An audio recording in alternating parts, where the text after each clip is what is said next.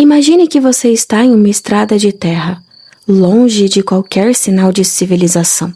O silêncio da noite é cortado apenas pelo som do vento.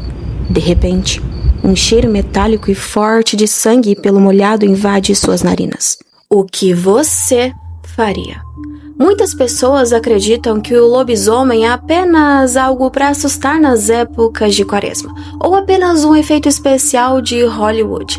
Mas, em cada canto do nosso Brasil, nos relatos dos nossos avós, a história é outra. E hoje, neste vídeo, não vamos falar de ficção. Vamos tratar a licantropia como uma ameaça real. Se você mesmo estivesse cara a cara com a maior fera do nosso folclore, você sobreviveria? Então pegue os seus fones de ouvido, ajuste o volume e este é o seu manual de sobrevivência. E para sobreviver, primeiramente você precisa conhecer o seu inimigo. E esqueça aquele lobo de 4 patas. O lobisomem, que assombra as nossas terras, é uma abominação híbrida. Ele possui a força bruta de um urso, a agilidade de um felino e a inteligência residual de um ser humano. A mandíbula de um lobisomem teria uma pressão de mordida superior a 1500 psi, o suficiente para esmagar os ossos como se fossem gravetos. Seus sentidos completamente aguçados ao extremo. Ele não te vê apenas com os olhos, ele sente o calor do seu sangue percorrer em suas veias, ouve o ritmo do seu coração a quilômetros de distância. E se você começar a correr por puro pânico, o seu coração vai bater mais rápido.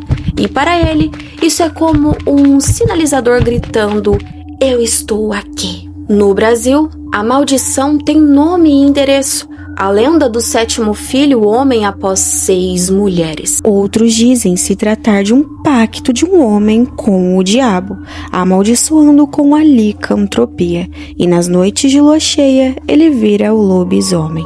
Mas o que a história não te conta abertamente é a dor física da transformação. Não é um passe de mágicas, é o corpo se quebrando e se refazendo em questão de segundos. Ossos que se alongam, a pele que se rasga e no lugar se transforma em pelos, e a mente humana é sufocada por um desejo frenético por sangue. E diferente do mito europeu, o nosso lobisomem tem rituais. Ele precisa se espojar em lugares onde cavalos e porcos se espojam. Ele busca a purificação no sangue para aliviar a agonia da grande maldição. E se você aí do outro lado da tela, mora perto de uma encruzilhada ou de um curral, você está na zona de caça dele. E agora você me pergunta: como eu vou identificar um humano que carrega essa maldição? Eu te respondo: olhe para as mãos. As unhas de quem carrega essa maldita maldição está amarelada, uma pele pálida e um olhar de cansaço ao extremo, como se a alma fosse consumida pouco a pouco. Agora digamos que você ouviu um uivo. Ele está perto. E quais são as suas chances reais? Infelizmente, neste momento, o olfato será o seu maior inimigo. Se você estiver contra o vento, ele já te sentiu. Então tente mascarar o cheiro. A água corrente nesses momentos será sua melhor amiga. Rios e riachos confundem o rastro. Segundo ponto são os terrenos elevados, como árvores, lugares mais altos. Lobisomens são sim os maiores escaladores, eles são natos nisso. Eles não têm dificuldades com estruturas frágeis. Então subir em árvores altas pode sim te dar alguns minutos, mas não o suficiente para te salvar para sempre. O terceiro ponto que eu chamo de um mito da prata. A prata funciona? Sim, mas não como nos filmes, toda aquela ficção e aquela coisa. Ela apenas causa uma reação alérgica violenta, uma queimação química na fera. Mas você aí do outro lado teria uma bala de prata? Provavelmente não. Então, eu aconselho você a usar o açafrão e o sal grosso, porque segundo tradições populares, são defesas mais acessíveis e muito mais eficazes, nesse caso, para manter a fera à distância. E se o pior acontecer? Bom, se você for atacado e sobreviver a uma mordida, aqui entra o verdadeiro terror. A sobrevivência é da mente, pois a transformação começa de dentro para fora. Você começará a sentir uma raiva inexplicável, uma fome que nada sacia e uma atração magnética pela lua cheia.